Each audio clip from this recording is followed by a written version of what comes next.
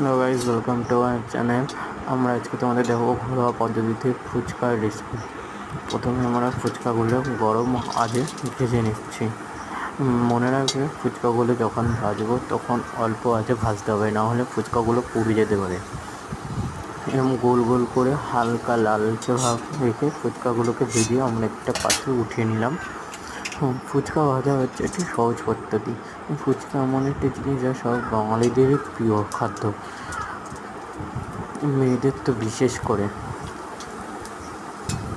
আস্তে আস্তে সব ফুচকাগুলো আমরা ভেজে নিচ্ছি।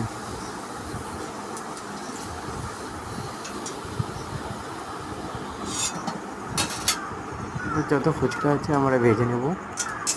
ভেজে নেওয়ার পর আমরা সেদ্ধ লঙ্কা, সেদ্ধ আলু এবং সেদ্ধ ছোলা নেব।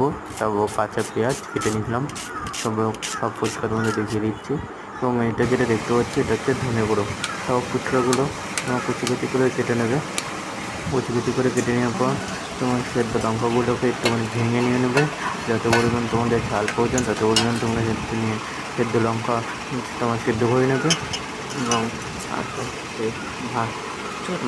মাখতে রাখবে। মাখতে তোমরা দেখবে একটা সুন্দর কালার চলে এসছে, তখন তোমরা সেই ধনে গুঁড়োটা দিয়ে দেবে। ধনে গুঁড়ো দেওয়ার পর তোমরা মিক্স করে নেওয়ার পর তোমরা কিছুক্ষণ অপেক্ষা করো। তারপরে তোমাদের যে ফুচকাগুলো আছে সেগুলো ভেঙে নেবে। আমি আজকে ফুচকাগুলো যেগুলো আছে সেগুলো আমি হাত দিয়ে ভেঙে নিচ্ছি। ভেঙে নিয়ে সেগুলো আমরা পাত্রে দিয়ে দিচ্ছি। ভেঙে নিয়ে এগুলো এত শক্ত, তোমরা দেখো আমার কীভাবে ভাঙতে হচ্ছে। যে ফুচকা আমরা বাজারে পাই সেগুলো এক কামড়ে ভেঙে, এটা হচ্ছে একটা হাতেই ভাঙতে পারছি না। ঠিক আছে, ভেঙে নেওয়ার পর তারপরে আমরা সব ফুচকাগুলো দিয়ে দিচ্ছি। তারপর আমরা মাখিয়ে নিচ্ছি আস্তে আস্তে। মাখিয়ে নেওয়ার পর এবার হালকা একটু লেবু রস দিয়ে দিলাম।